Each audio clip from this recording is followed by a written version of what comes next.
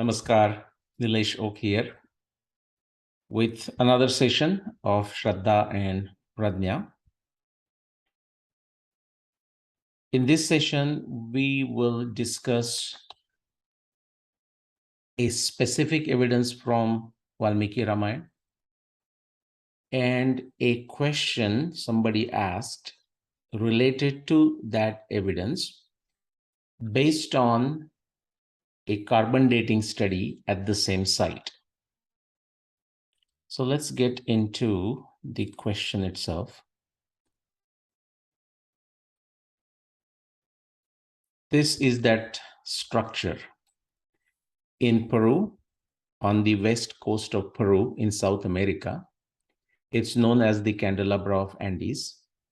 And I have shown that the description of Valmiki Ramayana, when Sugriva is describing the milestones to the Vanara party going in the east direction, Sugriva provides different milestones starting with the central India all the way to the west coast of South America and frankly up to Andes Mountains. So he describes the area through what is today Myanmar, Thailand, Indonesia, Philippines, Malaysia, Singapore, then areas of Polynesia, and then west coast of South America, west coast of the area of Peru, area of Chile, and so on. In this context, one individual who watches my videos, follows my posts, Mind Reader, he asks, on a Wikipedia, if somebody researches or searches for this object, Candelabra of Andes, it mentions that the dating of this site was done using some pottery that was found there using carbon dating. And that thus they arrived at 200 BCE. So now, is this an error or a truth? Now, some questions need longer answers.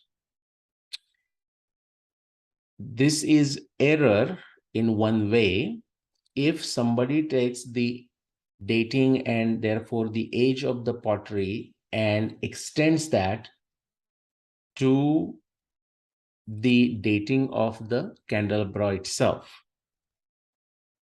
Now, on the other hand, it is a truth in the sense that they did find a pottery, and when they did the carbon dating of the matter, more likely that they found in the pottery, that very well could be from 200 BCE. But the connection of that with the dating of the candelabra itself is erroneous. So the question is, somebody is asking really, so okay, so do we trust in 200 BCE or do we trust in what I am asserting, that before 12,209 BCE, the existence of this structure, the creation of this structure before 12,209 BCE? So my quick answer is, you should trust before 12,209 BC for the existence of this structure, and you can also trust the dating of the material found in the pottery that was found at this site going to 200 BCE. And these two are not conflicting with each other. And so this is a very good question that Mind Reader asked, and this is a very good discussion, because many times the empirical evidence itself is not an issue. Whether for 200 BC dating of the pottery that was found here, or for 12,209 BC and before dating based on my work, Valmiki Ramayana, and its triangulation for the dating of the Candelabra of Andes. It has to do with how we understand the triangulation process of explanation, prediction, testing. What are some of the background assumptions? Are we confusing some of the background assumptions and in a illogical way bringing them to the empirical data? So there is more to it than just objectively or pratyaksha. There is more to it than just the pratyaksha or experiment in drawing the final conclusion. That is the lesson of it. In fact, this question could have been, should have been, or rather needs to be rephrased as follows. Does this mean Candelabra of Andes was created in 200 BC? And the decisive answer is no. Now, remember, when I say decisive answer, whether even for 200 BC or even for 12,209 BC, remember in science, it's all about more likely versus less likely. And that's the analysis that we are going to go through. So what do we know about this structure? It's 600 to 800 feet tall, 2-3 feet deep, can be seen from the ocean, like 10-20 kilometers far away. When Spaniards came to South America, and when they asked the local population who created this structure, or if they created the structure, they said no. If the Spaniards asked if their forefathers or their grandparents had created this structure, they said no. And they said, well, the structure in the memory of their community, it was always there. Now, when we look at the Valmiki Ramayana descriptions, especially Sugriva's description, and I have given 2 talks at Sangam Talks, Sugriva's Atlas, part 1 and part 2, and I would encourage everyone to go and listen to that talk multiple times, depending on their curiosity, of course. So when Sugriv describes practically the end of the eastern direction as seen from the earth, as seen from India as the center, going in the eastern direction. This structure is mentioned, and what a beautiful, appropriate description of what you see on the left side here versus the Sanskrit description in Valmiki Ramayana, Trishira Kanchana Ketus. So in fact, Candelabra of Andes can be perfectly translated as a Trishira Kanchana Ketu. Trishira like trident, okay? The Dhwaja like a trident. Trident is a Dhwaja. You know, it has this, the trident like a 3 prongs, but then also a stick, okay? Kanchana like a golden, and Ketu is like a flag or a pole, okay? Talastasya, just like a palm tree, okay? Talastasya Mahatmana, Stapita Parvatasya Agre, established, engraved at the surface on the front of the mountain, Virajati Savedikaha, and also it has got the Veda Bhumi like a rectangle at the bottom. Valmiki Ramana goes on to explain not only how the structure matches with this description, but why it was created, who created it, possibly when it was created. Definitely, Sugriv is describing it more than 14,000 years ago. So definitely it was created sometime before that time. So just let's leave it at that, okay? And Sugriv also mentions Andes mountains. So Purvasya Dishi Nirmanam Krutam Tat Tridasheshware Tatam Tatah Param Hemamaya Sriman Udaya Parvata. So this evidence, think of this as a Shabda Praman. Also, this is not just some random verse. Like suddenly this verse comes in Valmiki Ramayana, in some other context, we just pull this verse and somehow coincidentally we say, this verse can perfectly fit this and let me just put it there. No, it's not like that.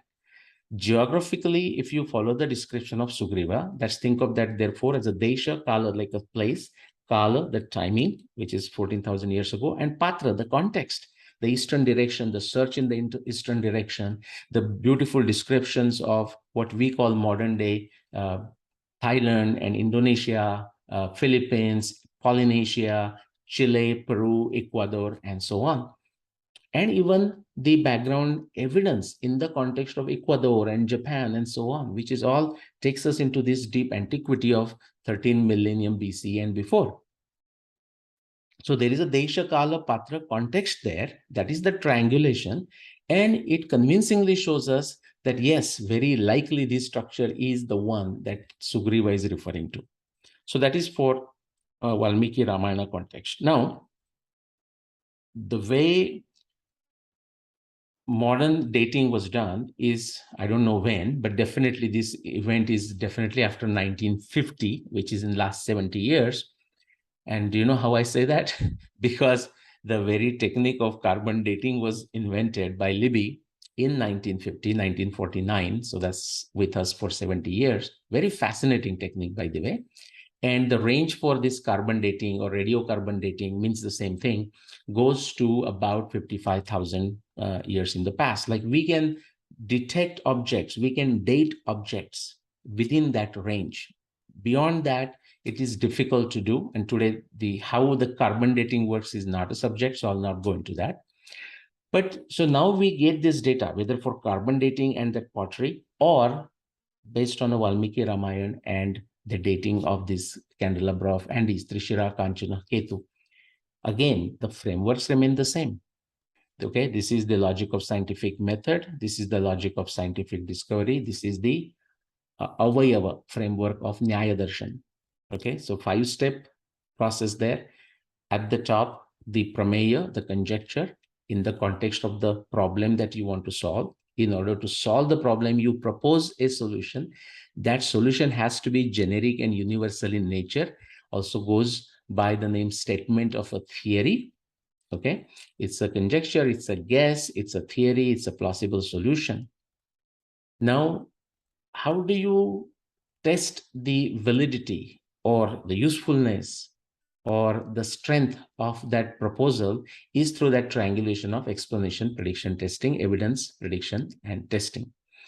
And to do this, you are using certain background knowledge, and then you draw the conclusion. And a mistake can occur at any of these points. Even defining the problem can actually lead to a mistake. Okay, so how do you define a problem? For example, when mind reader asks, like, so is that an error or a truth? Now he's doing in a very genuine fashion, but that's actually even a wrong way of defining the problem, because really what we need to ask is, does this mean candelabra of Andes was created in 200 BC?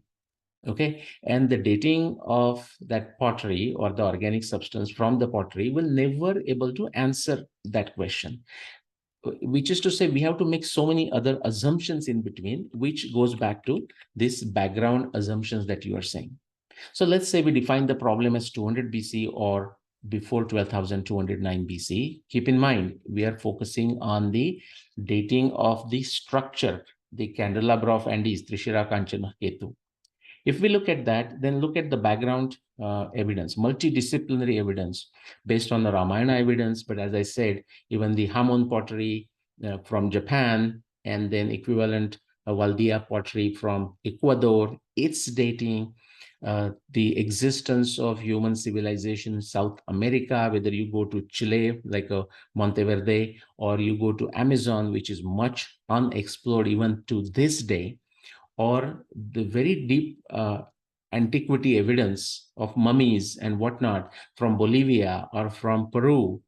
And it's just fascinating. And then now add to that a very substantial, a text-based, empirically tested evidence from Valmiki Ramayana, multidisciplinary evidence, not just astronomy evidence. That is a misunderstanding that people have. Okay, we have evidence from paleontology, we have evidence from hydrology, morphodynamics of rivers, genetics, agriculture, domestication of animals, and so much. So yeah, I mentioned agriculture, climatology, oceanography, on and on. Multidisciplinary evidence leading to Ramayana in 13 millennium BC. So now, based on that, we are taking this text, we are trying to match this, and then things described in Ramayana, multiple things, but specifically here, the candelabra of Andes. So Pratyaksha, that's how it looks. We have the exact description, okay? And so therefore we can actually call this candelabra of Andes as Trishira Kanchana Ketu, a very likely. That's all science can do. Science cannot do better than that. And based on that, we can say actually there is no conflict. So there can be a pottery. It's like me driving by some ancient site and throw a bottle of Coke or something, and then somebody takes the organic matter from the bottle, the sugar, and then test it, carbon dating. And that can lead us to a certain time period, like say 2022, 100 years down the road, 2000 years down the road. But that has nothing to do with when the structure was built. Okay, and that's what I meant. So there is no conflict. Those both dates can be understood in their own context. But the 12,209 BCE date is in no way affected, not even a flinch, okay, not even a moment, because somebody tested something that was found there, and that led to 200 BC. Both are good independent pieces of evidence. The first one tells us, wow, what a wonderful evidence that yes, this structure is indeed more than 14,000 years old. The second evidence tells us that someone was definitely there, living there. And by somebody, it doesn't have to be human being. We are saying human being because pottery was found, but it could be a goat, leaving a goat dung there, let's so to say. That's the organic matter. And suppose if it was preserved at that site and if it was dated using carbon dating today in last 70 years, and it would have told us that, hey, this some living being was there in 200 BCE. That's all it would have told us. Okay, that some living being was there, and it could be a goat grazing, and dropped some excreta there, and it got preserved. So those are the two things. Something very interesting that is, some of you might have seen, my good friend Aditya Satsangi. He was there in person recently at this Candelabra site, not just Peru, but literally he hired a boat and went there, and he has put forward this video. You can watch this.